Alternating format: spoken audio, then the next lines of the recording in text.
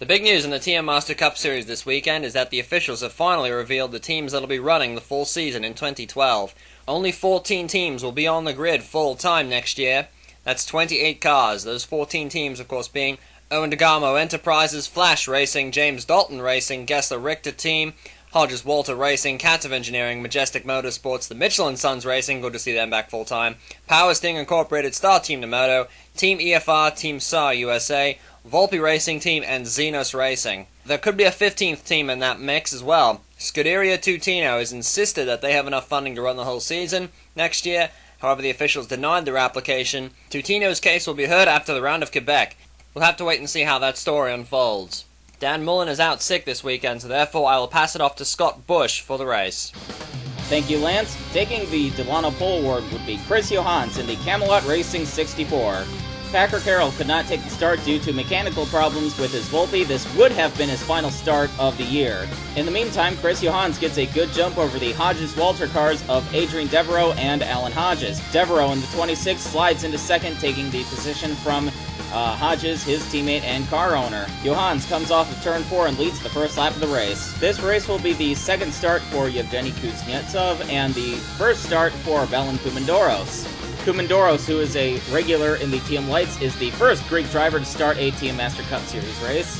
VSCC regular Eric Olsen is also making his first Master Cup Series start in the O2 car for Trevor Carrington Racing. Adrian Devereaux, who leads the points coming into this race, continues to sit in the second position. He's trying to put the pressure on the 64 car, even though he's not really trying to make any moves for the lead right now. Devereaux ran very poorly here last season, but he's clearly making up for that tonight. Craig Yonser is the only Independence Trophy contender in the field due to the low capacity at this track. He runs 16th on lap number 7. Bobby Porteau has to pit early due to a cut tire. He would rejoin the race 2 laps down. Yulia Nosova currently runs 25th, squeezing a little bit more out of that Katsev than we've seen for most of the season. Kurt Pliskin took 3rd from Alan Hodges shortly after the start of the race. Power Steering Incorporated, the team that Pliskin drives for, is separating themselves from James Dalton in order to design their own chassis for the 2012 season. Scott Bates is running 5th in one of his better runs of the season. We could be seeing a resurgence from Team EFR since Ian Cooper took the win for that team last week in Indianapolis. Avery Holtzman runs in the 8th position. Gessler and team owner Carl Richter are not impressed with his post-Karyala performance. He has failed to score any points since Ohio.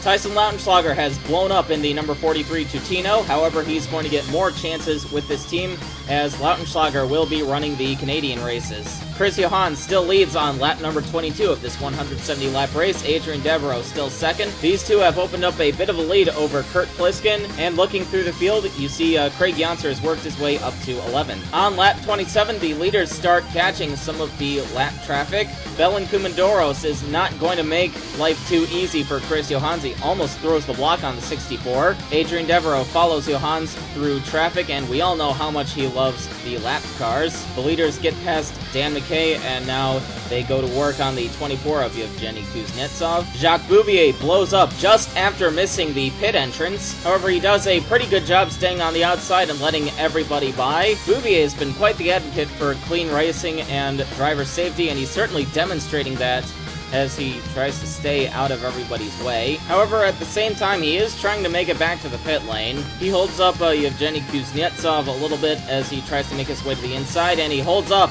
Kurt Pliskin and Alan Hodges. He holds up 3rd and 4th, and that will allow Chris Johans and Adrian Devereaux to extend their lead. Devereaux is still not able to get by Johans at this point. Leon Keniston runs 9th in the Ocean Motorsports Lennard. This team is defecting to the ASCC, so Keniston's future is up in the air. But that doesn't seem to be on Keniston's mind as he runs a very solid race right now. The field from 3rd on back continues to be held up by slow cars. Velan Koumandoros continues to be a moving chicane and makes life miserable for Kurt Pliskin. Koumandoros is certainly not being a very good pioneer for future Greek drivers. Kurt Pliskin finally gets by Koumandoros after being forced to read that Eagler ad on his car for about 10 laps. Yulia Nosova has dropped to 31st. It seems that the handling has gone away on that Katsev, what little handling it may have had in the first place. Chris Johans now gets on the inside of the 34 to put her a lap down.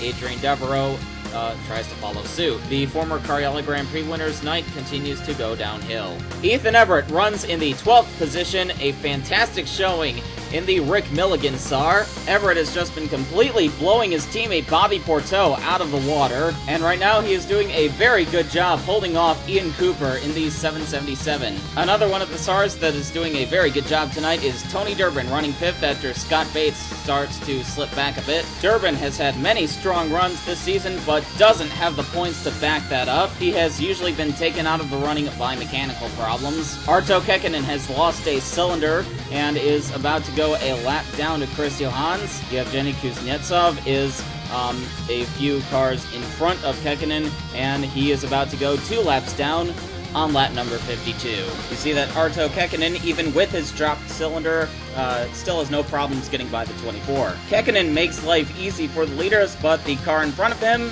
would be a different story. Belancum Doros almost chops off Chris Johans going into turn 3. Car 42 is still being a moving chicane. Chris Johans pits from the lead on lap 64, but he does seem to be pitting a bit earlier than we expected. However, Mike Whitmore and Kurt Pliskin also come in on lap 64. Avery Holtzman decides to pit on lap 64 as well, so maybe this was scheduled after all. Adrian Devereaux stays out for a few extra laps and builds up a huge lead. Alan Hodges hits the pit lane on lap 66, and you see Chris Johans is still in the pits. So after dominating the first part of the race, Chris Johans has problems in the pits, but they do not appear to be terminal. Kurt Pliskin and Yulia Nisova exit the pits as Franz Redlich and Adrian Devereaux try to enter, and they both get collected.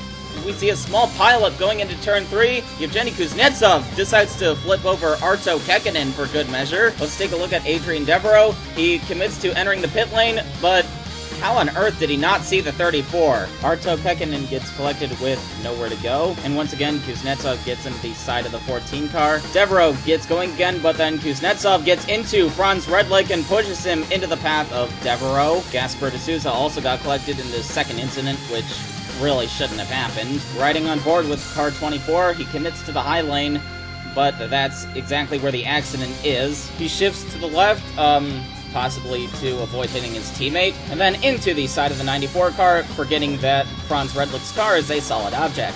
Pliskin, Kuznetsov, and Nisova were all invited to the steward's office. Riding on board with Marcus Leonard, he tries to avoid this incident, but Arto Kekkonen rolls right in front of him, and hello, Ian Cooper. Leonard and Cooper would have to drop out of the race after what was shaping up to be a promising night for the both of them. Just to add insult to injury, Yulia Nisova would stall on the track under yellow and would have to be push-started by a wrecker. What started as an okay night for Nisova turned bad, and now it gets worse. Ethan Everett leads on the restart. He's been running a fantastic race all night long, and he is finally rewarded with the lead. Adrian Devereaux is still second, despite the rear end of that 26 car being completely caved in. He can't make a move on Ethan Everett going into turn 3, but look at Tony Durbin. He finds his way to the inside and pulls even with Devereaux.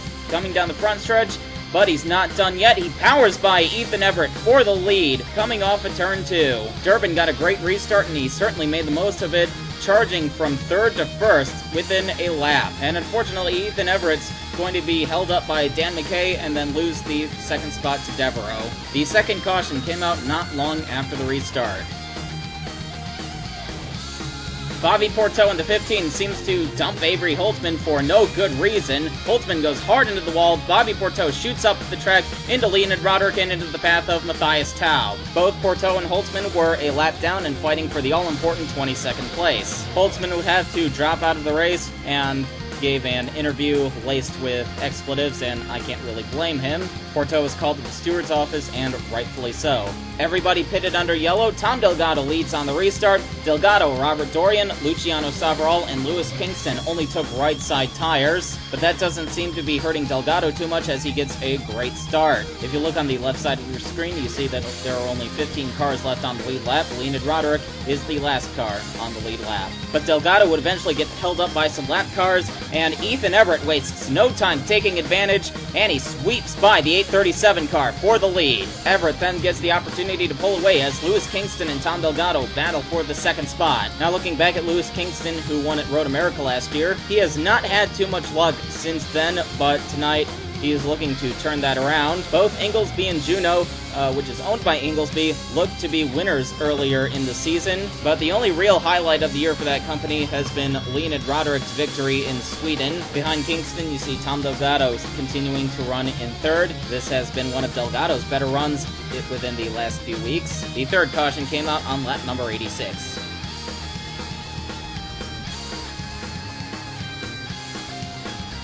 Three wide is kind of sketchy at this track, and Leonid Roderick, Scott Hamilton, and Michael Sykes simply couldn't make it work. Scott Stoidler gets collected, Craig Mummert gets a small piece of that as well. Zenith has been a very quiet team this year, but I'm sure that this is not how they want to grab attention. Ethan Everett has a tire puncture before the restart, and Mike Whitmore does not move out of the way for him. This kind of thing has happened to Ethan Everett a lot this year. He'll have a great run, but mechanical problems take him out of the picture. Craig Yonser in car number 69 inherits the lead on the restart. Yonser seems to be pretty good at these smaller ovals, as he would often put on a great performance at the oval in Italy that the series visited for a few years. His best career finish in the series is the second place that came at that track in Italy. Yonser is leaving the McDermott Motorsports 69 car at the end of the season, and his future is pretty much up in the air. However, this uncertainty doesn't seem to be on his mind, as he is putting on a great performance tonight. Ethan Everett is still on the lead lap despite having to get that tire changed before the restart. He currently runs in 16th. Leonid Roderick has done a great job tonight despite fighting tight conditions on his car all weekend. A few moments ago, he took second from Matthias Taub, who has the hood missing on that 37 car, so that seems to be hurting him. The fourth caution came out on lap 99.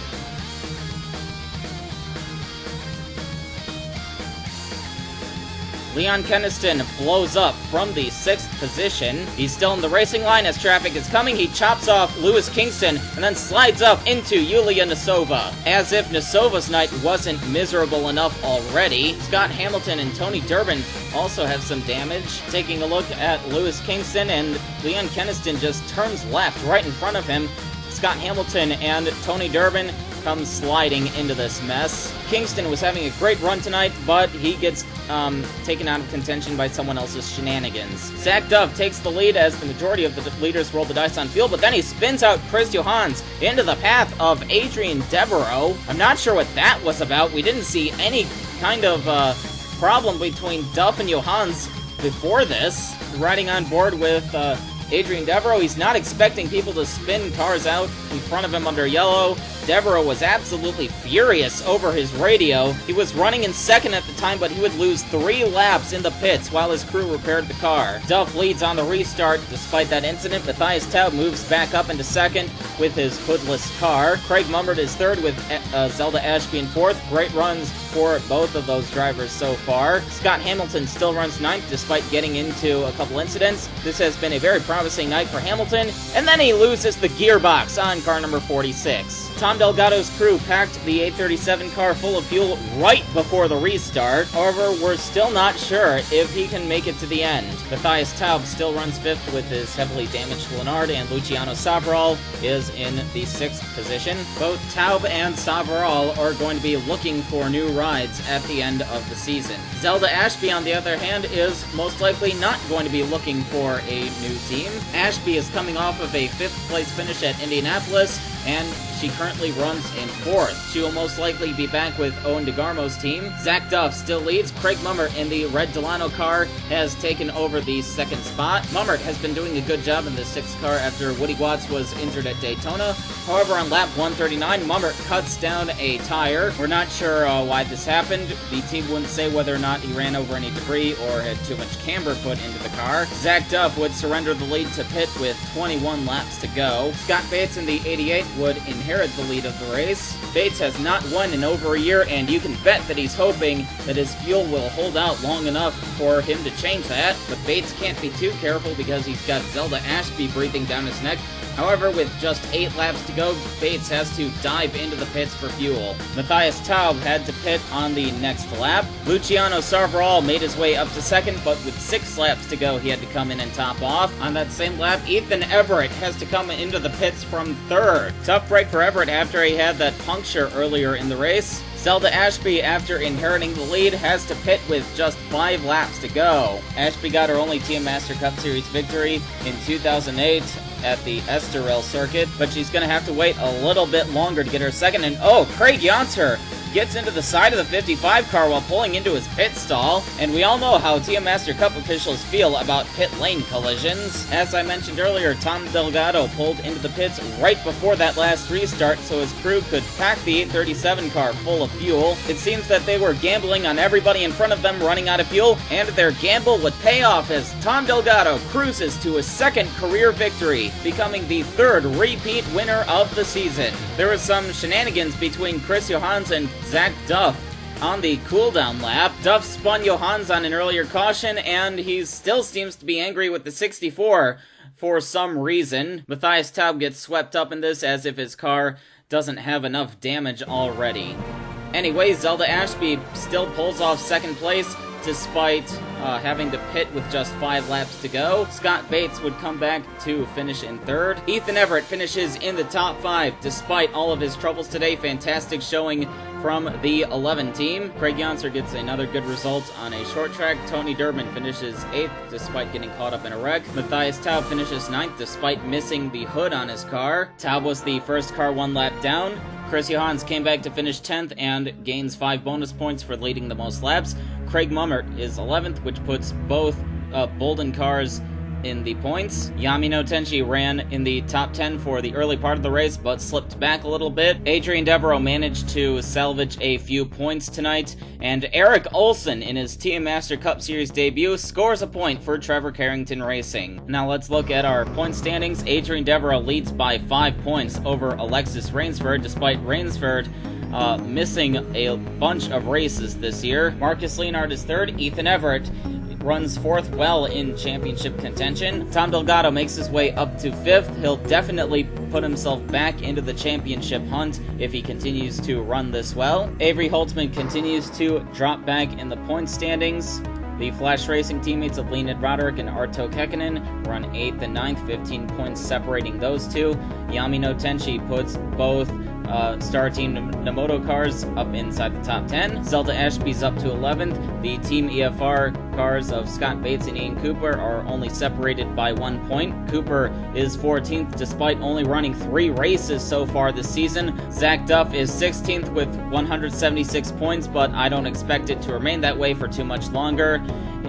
With Duff's shenanigans in tonight's race. I don't expect Bobby Porto's point total to remain this way after dumping Avery Holtzman during the race. Lewis Kingston is 18th, Gasper D'Souza 19th, and then Mike Whitmore rounds out the top 20. And now let's look at the Independence Trophy standings, which aren't too much different since Craig Janser was the only Independence Trophy car in the race. Mika Turvo is still the leader with an 18-point gap over 2nd and 3rd, Neil Stalonen and Morgan Hamburg. Craig Janser made his way up to 9th with a total of 137 points, but I don't expect him to have that same amount of points coming into his next race after his pit lane collision with Zelda Ashby. And then behind Janser are Rachel Rainsford, Ali Riggs, Chris Davenport, Palmer Stiles, Shane Lake, the Ian Masterson 75 car, and then Yevgeny Kuznetsov, who will not be able to score independence points with his ride at Katsev. Everybody in the right-hand column except for Kuznetsov has run 2 races so far,